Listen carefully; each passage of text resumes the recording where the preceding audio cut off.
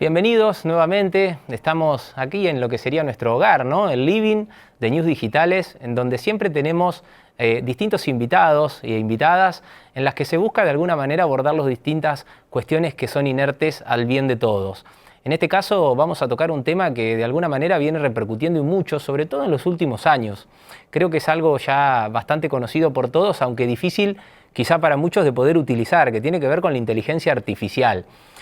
En este caso tenemos un invitado que ha tenido un pasado político en su vida y que al mismo tiempo ha trabajado para el bien de una comunidad, en este caso un municipio de Almirante Brown, y que hoy en día está como de alguna manera en una reversión de su vida, podemos decirlo, aunque ahora seguramente él nos va a explicar un poco cómo llega hasta este presente. Él es una persona que ha estudiado la ingeniería y que de alguna manera hoy se involucró fuertemente, viendo quizá muchas veces estos déficits que quedan en el Estado a la hora de aplicar o modernizar rápidamente a la velocidad con la que otras, en este caso, empresas tecnológicas o el mundo en general avanza. Así que bueno, sin mucho más preámbulo, le vamos a agradecer la visita. Tenemos a Darío Giustosi aquí con nosotros. Bueno, gracias Darío por estar hoy acá. Gracias por la invitación, Martín. No, por favor. Bueno, Darío, la verdad que primero que nada me interesaría que nos cuentes un poco cómo es que llegaste a esta situación de un abordaje y un estudio tan profundo en cuanto a lo que tiene que ver con la inteligencia artificial y también en cómo eso aplica muchas veces hacia los estados. La verdad que podríamos decir, mira, la vida, vos hiciste una introducción, yo pasé por la política, había tenido militancia en la iglesia por una cuestión vocacional de ayudar a los demás a través de la actividad social, etcétera, y me di cuenta que la política era una herramienta de transformación que podía llegar a más personas más rápidamente. Lo hicimos, cumplimos algunos, digamos, objetivos que digamos, por encima de nuestros propósitos, con resultados positivos y demás, pero promediando incluso mi mejor momento de la política, con resultado histórico más alto de la provincia de Buenos Aires, 74% de los votos, en mi reelección, recorriendo y hablando con la gente, yo empecé a encontrar con que la gente tenía, ¿cómo te podría decir?, una especie de malestar, podríamos decir espiritual, un malestar emocional, una crisis emocional. Yo no entendía por qué era, porque en realidad había crecimiento económico en el país, había un momento que podíamos decir, entre comillas, dentro del lío que es la Argentina, parecía que se estaba en un momento razonable y además la situación de mis vecinos era relativamente buena, porque aparecían resultados que antes no se veían, asfaltos nuevos, extensión de cloaca, etc.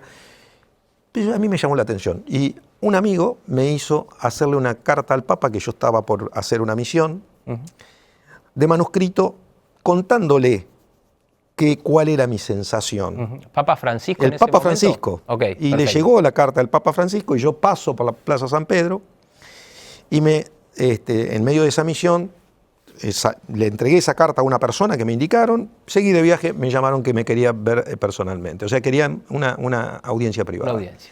¿Qué era lo que le puse en la carta?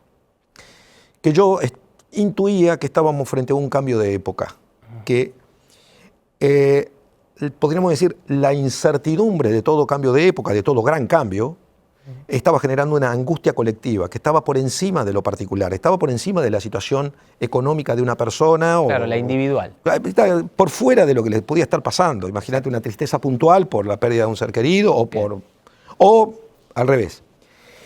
Sin embargo, en ese momento que para mí fue el inicio, digamos, como yo me di cuenta de que este desacople entre una situación que en el resultado electoral decía, bueno, pero la gente debe estar contenta, porque si todo el mundo te apoya, te vota tanta cantidad de gente. En un político las cosas van bien. Debería estar todo bien. Yo percibía otra cosa. Y especialmente en la gente de la tercera edad, en la gente más grande.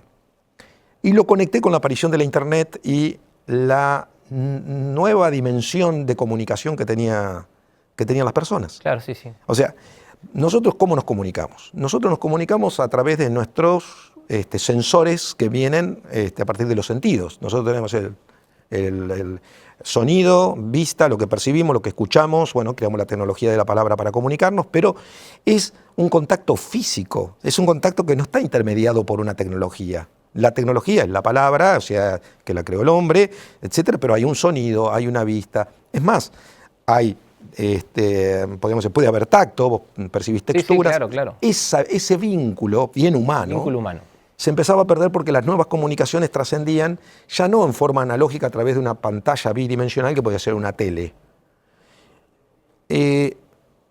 La Internet había acelerado tanto la comunicación por fuera de lo que en principio era como solo un entretenimiento, que era la tele, que se había incorporado a la vida cotidiana de las personas. Entonces, esa nueva comunicación era una comunicación, pero no era tan humana, claro. no era tan emocional, no había esa conexión de gestos, de sensaciones que te da la presencia del otro, la energía, que puede ser vinculante o no, pero todo eso yo lo empecé a percibir.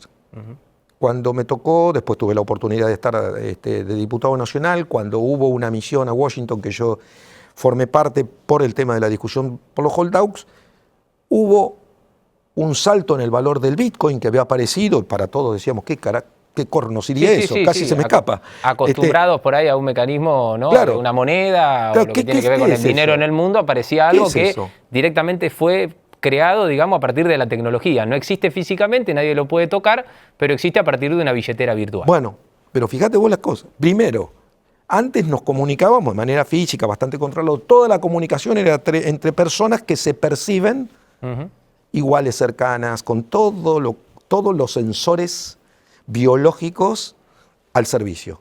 La interpretación de gestos. Aparece un nuevo formato de comunicación. Ya la cabeza de las personas tiene que empezar a formatearse para ubicarse que hay una comunicación distinta que está parcializada, que podríamos decir que está recortada. Es una comunicación un poco más simplificada, es lo que creo que me dice a partir de lo que leo que me mandó, pero no tengo el resto de los elementos sensoriales o de gestos, gestuales, para percibir exactamente lo que está diciendo. Aparece el Bitcoin, y el Bitcoin es una moneda que, uno diría, las monedas, ¿quién las crea? Cuando existe el Estado existe a partir del poder delegado de una comunidad para organizarse dentro de un determinado territorio. Entonces, ¿qué es el Estado? Hay un territorio, una comunidad que lo ocupa, se organiza con un sistema de leyes y delega un cierto poder, forma un Estado para que ese Estado ordene la vida y preste los servicios a la vida de la gente que está dentro de ese territorio. Bien, entre ellos crear una moneda, pero es básico. Sí. Sin moneda no hay intercambio de bienes, como comprar, como vender, sin moneda. Un ordenador común que existía y que de alguna resulta manera que aparece el Bitcoin, que es una moneda que no se puede palpar, es más o menos como la comunicación, porque es virtual. Antes cuando decíamos virtual parecía, bueno, no existe. No, ahora resulta que existía y era virtual. No lo podías tocar, no lo podías oler, no lo podías ver, no lo podías percibir, pero existía. No solo existía, había inversiones. No solo eso, la mayoría de los economistas, yo en esa misión que la hice con economistas, les pregunté, che, ustedes son los que saben. Yo me recibí en Ciencias Económicas, licenciado en Administración, pero no es mi especialidad. Claro. Entonces, che, ustedes que saben, ¿qué pasa con el Bitcoin? Dice, no, eso va a durar poco, es una burbuja. Y como veníamos de la burbuja de las Lehman Brothers en Estados Unidos, la caída de la burbuja inmobiliaria, exactamente.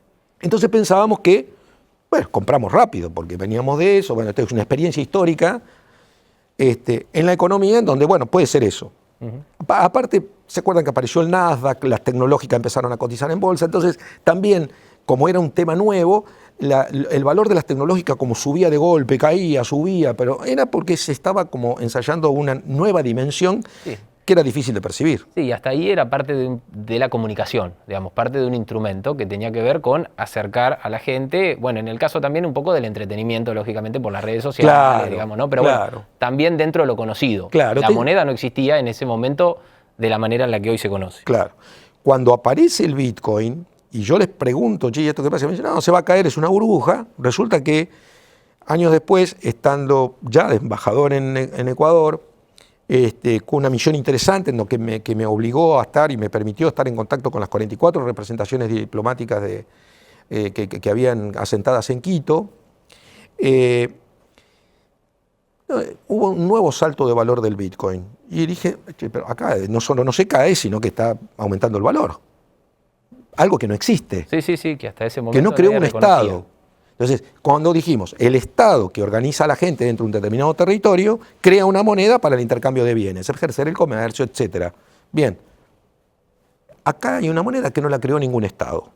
Digo, ¿cómo no la creó ningún Estado?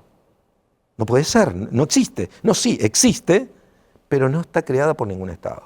Bien, la habrá creado un organismo financiero internacional, qué sé yo, Claro. el Banco Mundial, Sí. será, por lo menos, sé yo, Fondo Monetario Internacional, la ONU, con una ONG, digamos, con reconocimiento de la ONU, algo más o menos institucional que le dé credibilidad, un respaldo de legitimidad, como tiene el Estado, que es la legitimidad que le da sus ciudadanos, claro, una legitimidad democrática, digamos. No, tampoco. Bueno, habrá sido una empresa transnacional, con reconocimiento, tampoco. Un seudónimo. ¿Cómo un seudónimo? Un seudónimo no es una identidad. Un seudónimo no es una identidad legal, es una identidad digital. No es una persona, no es una empresa, no es un Estado. Y crea una moneda que se vuelve cada vez más fuerte.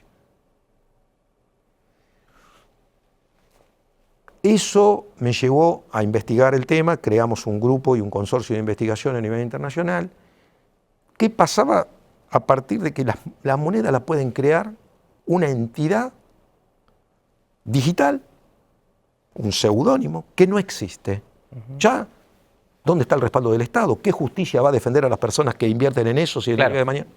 Bueno, venimos, ¿no?, de un caso acá en Argentina también bastante llamativo con las criptomonedas, ¿no es cierto? Bueno, de esas situaciones vamos a tener muchas, porque el sistema jurídico, los sistemas instituidos durante la era industrial están para sistemas de gobierno, Banco Central, todo lo que funciona y ordena nuestra vida, o desordena, de acuerdo a donde lo mire nuestra vida, nacieron durante la era industrial. Todas las normativas están creadas para ordenar lo físico, no lo digital. Claro. Sí, sí. Bueno, acabás de lanzar un libro que yo, si me lo permite, lo voy a leer para que quede también de alguna manera, que es Agorax 2045, Rediseño Global de la Gobernanza en la Era Hipertecnológica. O sea, ahí tenés el problema que se le traduce al Estado a partir de esta innovación que se ha generado a nivel global y que ya es, de alguna manera, no se le puede poner un freno.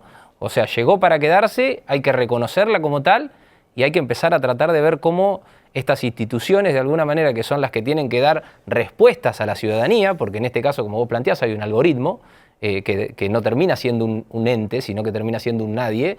Bueno, ¿cómo se ayorna, no? O sea, ¿y qué encontraste vos a la hora de ponerte a investigar hasta ahí este fenómeno, podemos pensar? Estamos en el horno, digamos. O sea, cada 250 años la humanidad ha tenido en los últimos 1000 años los fenómenos que los han distinguido, digamos, cambios de época profundos. Digamos, estamos hablando de lo que sería la nueva civilización. Pero podemos llegar hasta los últimos 500 años, pasamos de la era agrícola a la preindustrial y la era industrial, y se cumplen 250 años y estamos en un cambio de era. Los cambios de era son muy traumáticos porque cambia todo. Cambian los modos de producción, porque hay siempre los cambios de era se producen fundamentalmente por un gran fenómeno geopolítico o por un gran salto tecnológico. El anterior cambio de era, que fue de la era agrícola a la era industrial, el salto tecnológico fue el motivador.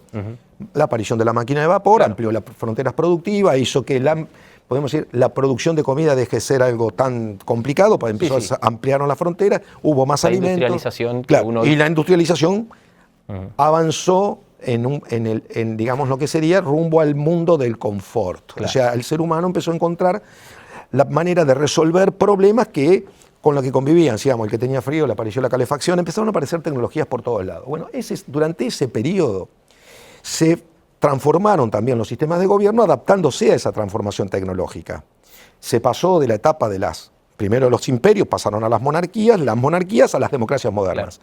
Claro. Las democracias modernas se consolidan durante el periodo de la era industrial, buscando la estabilidad para poder organizar a sus sociedades en un modo lineal, repetitivo, digamos, y acumulativo. Y de confort, obviamente, pleno para tratar de satisfacer las demandas que hasta ese momento muchas veces no existían, porque, bueno, venías de comunidades agrícolas en las que de alguna manera claro, aparte no había muy tantos beneficios, podemos decir, como los que por ahí tenemos hoy, sobre todo no tanto apego al consumo. Claro, aparte hubo que organizar a la sociedad, por ejemplo, había que poner jornadas laborales, vacaciones, etcétera, porque ¿no? Antes los que trabajaban eran esclavos, digamos, estamos hablando del salto de la era agrícola a la era industrial. Fue un gran salto civilizatorio por la tecnología. Estamos en los 250 años después del inicio de la revolución industrial y este cambio es exponencial. El cambio anterior fue aritmético, fue un cambio que se percibió físicamente, o sea, a través de los años se iba avanzando, la tecnología iba evolucionando, podríamos decir, desde la mecánica, la aparición del motovapor, aparecieron los trenes, aparecieron los autos, después aparecieron los barcos, o sea, la navegación ya había aparecido, pero los barcos se hicieron de mayor porte, con mayor capacidad de transporte de mercadería, se acercaron los continentes a partir de que los barcos, digamos, crearon rutas navegables para la transporte. Bueno, eso fue todo en un ritmo, digamos, podríamos decir, sinérgico, en paralelo, similar a lo que fueron la aceleración de las costumbres, de la vida de las personas. Y la consolidación de los estados y leyes. Del Estado y de las organizaciones de gobierno. ¿En dónde estamos ahora? Ahora estamos que el salto tecnológico no es un salto tecnológico que va en el mismo ritmo que las transformaciones en los sistemas de gobierno. El salto tecnológico de ahora es un salto vertiginoso y de locos. O sea, la exponencialidad tecnológica supone que la humanidad en los próximos, no tanto, 10, 15 años va a vivir un cambio en aceleración continua. Esto es como si te meten adentro de un secarropa de golpe y tenés que empezar esto va a ser así. Lo primero que van a estar interpelados son los estados. ¿Por qué? Porque todo lo que va apareciendo en el mundo de lo digital no hay forma, en principio, de regularlo, de poner una autoridad, ni de darle un orden. O sea, si vos decís, es un ámbito que está en expansión, sin reglas, sin autoridad, y es ilimitado, y se puede hacer con seudónimos. Entonces, todo eso que está en expansión se expande con una velocidad que mientras perdemos tiempo en la política tradicional, en la organización de los sistemas de gobierno y sus conflictos tradicionales, ese espacio crece. O sea, a ver, todos los productos digitales crecen prestando servicios, dando oportunidades, dando lo que vos quieras. Podés discutirlo a favor o en contra, pero ya está en expansión. Claro. Podés decir, no, pero la educación a través de las redes, no es a través de las redes. Quizá te va a poner una universidad de prestigio, te va a generar un ámbito de educación, como ya existe, claro, que tiene prestigio y el prestigio de esa universidad. Ahora te va a aparecer otro que capaz que es más prestigioso, no tiene los antecedentes de la academia, y vas a ir con cuidado. Yo, ¿sabes qué pongo como ejemplo? Lo que nos pasó en la pandemia. En la pandemia estuvimos obligados a comprar a través de... Perdón, las aplicaciones. ¿Puedo decir las marcas? Sí, no hay problema. Amazon en Europa, en el mundo occidental, y Mercado Libre en la Argentina y en Latinoamérica. Entonces, vos la primera compra la hiciste con desconfianza, porque decir, a ver, estoy comprando una pava eléctrica, ¿me llegará la pava eléctrica? Mucho más no quiero comprar. Llegó la pava eléctrica, y era la pava que vos querías. Llegó una pava que no te gustó, no te conformó, devolviste la pava, te devolvieron la plata. Claro. Cuando pongo ese ejemplo, digo, eso que no pasa, esa confianza que no la tenés ni siquiera con el bazar de la esquina de tu casa, porque andás a devolvérsela y te empieza la discusión, no, pero entonces, te la estaba dando una herramienta digital. Claro. La humanidad se vio obligada a hacer uso de un universo y un espacio digital que antes no lo tenía. Y en esa obligación aprendió a tenerle confianza. Claro. A riesgo de tenerle confianza a aquello que no hay que tenerle confianza. Claro, sí. Porque no todo es bueno. No, estás bien. Pues, y en ese caso, digo, una persona que, como en tu lugar, digo, fuiste intendente, tuviste la responsabilidad de muchas veces resolverle los problemas de la cuadra al vecino, ¿no? O sea, vos sentís que desde ahí también se puede comenzar, digo, que hoy, más allá de lo global, porque digo, lo global va a requerir también terminologías globales. porque en definitiva vos ahí en algunos aspectos, digo, de lo que venís charlando y de lo que venís siguiendo, también hablás de que tendría que haber como un código madre en relación a cómo abordar la inteligencia artificial por parte de los estados. Pero también está el metro cuadrado del vecino en la falta de respuestas, y ahí es donde yo entiendo que también vos decías, hoy al Estado mucho no se le termina de confiar o siente que no es resolutivo con la velocidad que lo es. Digo, yo voy a poner otra marca, pero digo, pedido ya cuando pedís una hamburguesa. Y va a ser cada vez peor. Quiero decir, cada vez el ser humano, en todos lados, va a tener mayor cantidad de incertidumbre porque el Estado está preparado para una velocidad que es de la era de las carretas. Las democracias modernas, la democracia representativa, se creó, y nuestro Congreso fui parte de él, tenía el inicio del periodo de sesiones ordinarias el 1 de marzo y sigue teniéndolo, para esperar que los diputados lleguen en carretas del interior. Ese es el sistema que nos representa. Claro. En la era hipertecnológica se aceleraron las demandas, se aceleraron las angustias, se aceleraron los deseos y se aceleraron las frustraciones. Entonces tenemos sociedades hiperestimuladas, hiperdemandantes, y tenemos en los gobiernos una capacidad de respuesta a la velocidad de las carretas. Ahora, también es porque no se modernizan tampoco los sistemas. Digo, me imagino lo que es un organigrama dentro de un Estado y que de alguna manera no preste en ningún aspecto atención a esto, por ejemplo, ya, hoy por hoy. Y lo primero que tenés, claro, lo primero que tenés que es letal, la ignorancia de los líderes en general mundiales de este fenómeno es pavorosa, da temor, da miedo. El no sentarse y pararse y tener una visión de futuro y entender el problema, entender los dos fenómenos concomitantes, porque vos tenés dos o tres fenómenos. Uno, esta espacialidad que hablamos, de la espacialidad digital, que es el ciberespacio, en el que cualquiera puede hacer cualquier cosa, ¿no? Y la pérdida del Estado de capacidad de controlarlo. Entonces, por lo tanto, hay incertidumbre por todos lados y además competencia del Estado le empiezan a hacer mejor funciones por mucho menos plata. Por ejemplo, los bancos. Vos, si recibís una transferencia por una billetera virtual, te cobran unos pesitos, qué sé yo. Andá por el sistema oficial. Entonces, ¿con qué te encontrás? Con que el Estado prometió, en su conformación, un montón de respuestas que ahora a la ciudadanía se la están dando, como pasa, digo yo, con esto de Mercado Libre, que vos querés saber ahora el valor de cualquier cosa, ahora comprá, porque total le tomaste confianza. Ahora vos querés saber el valor de las cosas, vas a abrir Mercado Libre o abrís cualquier aplicación y sabés cuál es el valor de las cosas o tenés una referencia de cuál es el valor de las cosas. Y si no, ves el valor de otros países, haces una ecuación por el tipo de cambio y decís, esto más o menos debe andar por acá. Antes, eso de alguna manera dinamizó y aceleró la cantidad de información que tiene el cerebro de las personas hoy en día para tomar una decisión. ¿Y eso qué genera? Estrés, por un lado. Tenemos sociedades aceleradas, hiperestimuladas, hiperconectadas, y los líderes entretenidos en el Titanic. Digamos, los sistemas de gobierno que nacieron durante la era industrial se están hundiendo como el Titanic. Y el capitán o la tripulación que crea que la solución, o sea, estos serían los líderes políticos que crean que la solución es tapar los agujeros del Titanic para salvar a las personas, se van a hundir juntos con las personas. El sistema hay que cambiarlo de manera simultánea y de arriba hacia abajo. No hay otra forma, es en la conclusión del libro. Claro, sí, sí. Alguno puede decir, bueno, pero siempre tiene que ser de abajo para arriba. Sí, sí. Para que a mi vecino de Almirante Brown, a los ciudadanos argentinos, para que a cada ciudadano de este planeta, y esto no respeta, o sea, esto no importa la cultura, no importa la religión, no importa si es ateo, si es musulmán, si es cristiano, no importa si es de un país rico o un país pobre. Esta encrucijada la vive la humanidad.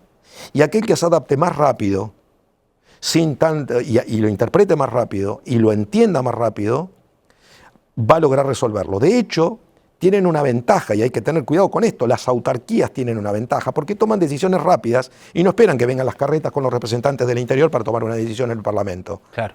Entonces, China le lleva una ventaja. Ahora, también como es una cuestión cultural y no perder tiempo en debates estériles, Corea del Sur, que tienen otra idiosincrasia distinta a la de Occidente, a la nuestra, pero tienen una democracia, también están corriendo con ventaja. Claro. Ahora, de la parte de América, ¿qué ves? Digo, América porque es lo que más nos rodea, digo, también nosotros tenemos dentro de lo que tienen que ver con los marcos de acuerdos económicos y sobre todo, digo, en esto que muchas veces se llama de importación-exportación, estamos más ayornados a lo local o a lo americano y también un poco a lo europeo. Ahora, en el marco ese, ¿cómo estás viendo a la Argentina en el presente y qué expectativas sentís que puede haber hacia el futuro? A ver, yo digo, Occidente está complicado. Occidente está complicado en general, Europa está complicada porque quiso regular, hizo una primera generación de regulaciones pensando que regular era como hizo la Corte Suprema de Brasil, que mandó a prohibir el uso de X, o sea, lo que sea Twitter. ¿Y cómo haces? ¿Qué le mandás? Al ciberespacio mandás una orden de allanamiento, no existe eso.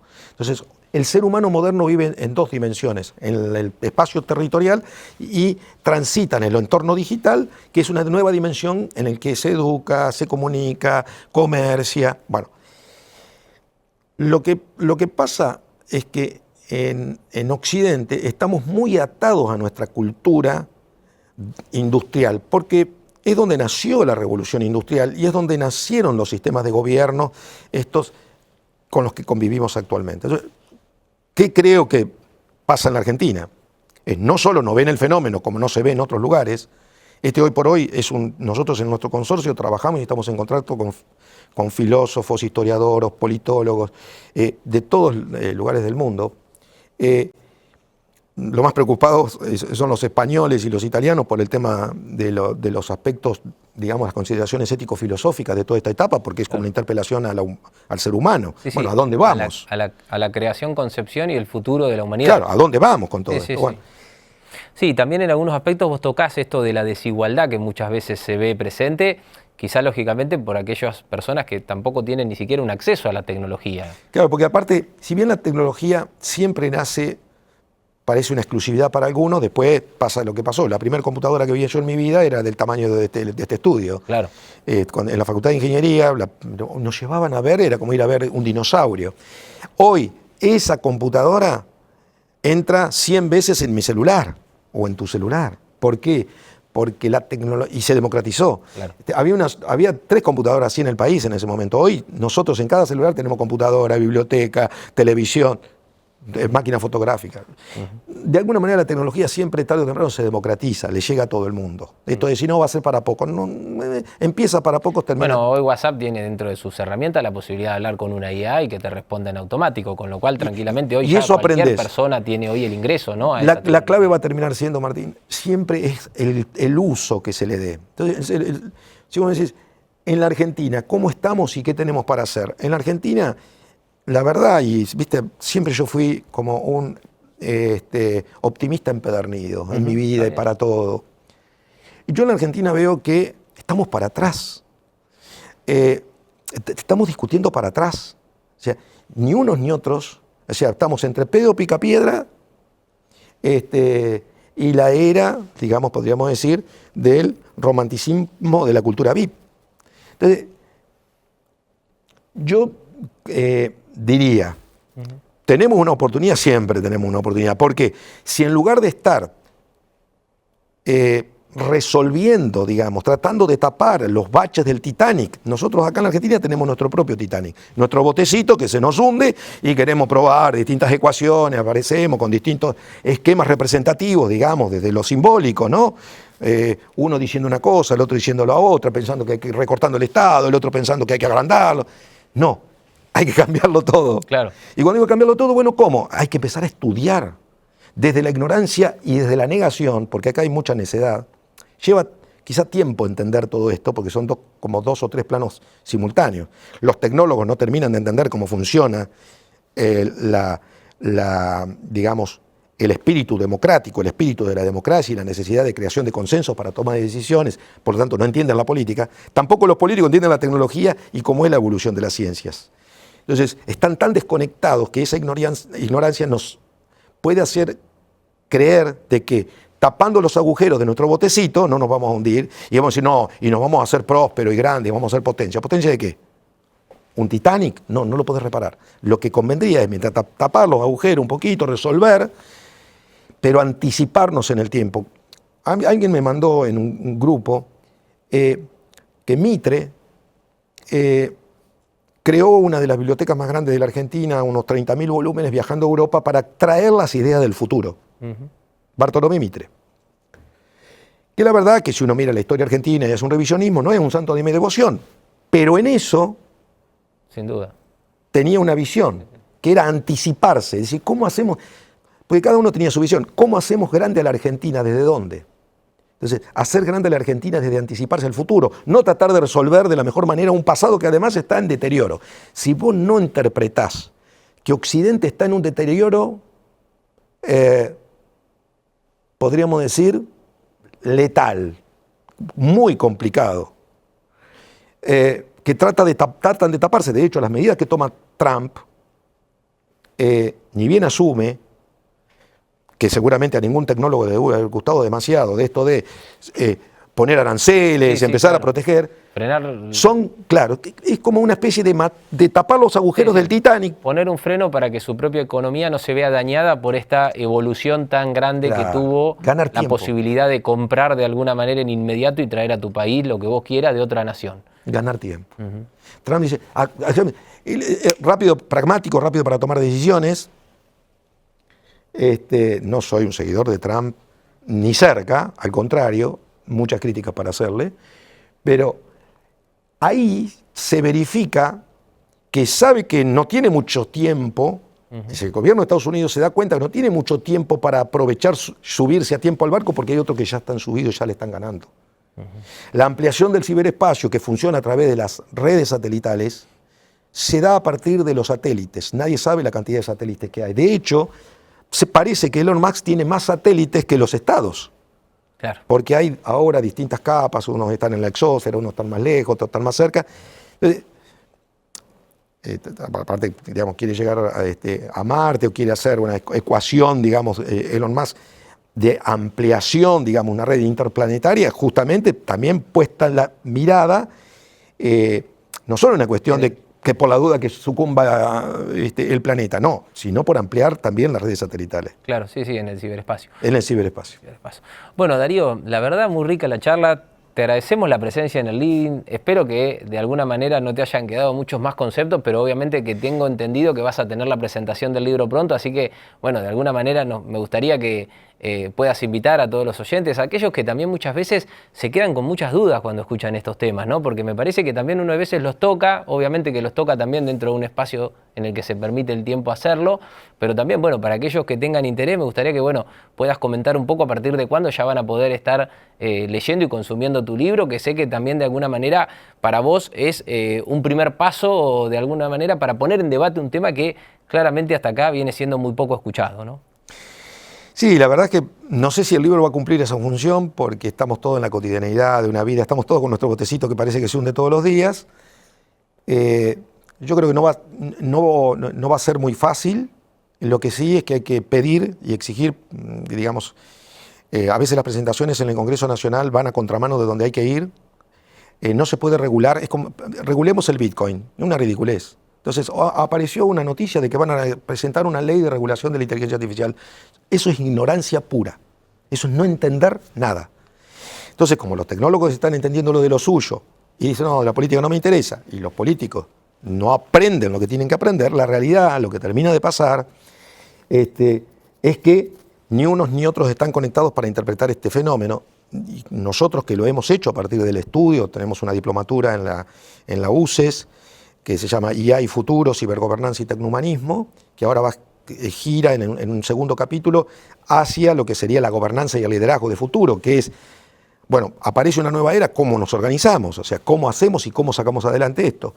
Y nuestro aporte en un concierto internacional, nosotros, el libro aborda la necesidad de crear una regencia global a partir del Consejo de Seguridad de Naciones Unidas. Acá tiene un rol importante el Consejo de Seguridad, que son las principales potencias, claro, de convocar a los tecnólogos más importantes, a los Elon Musk, a los Bill Gates, a los Zuckerberg, Sam Altman, y también convocar a los científicos, porque hay otra gran revolución, que es la revolución de la salud.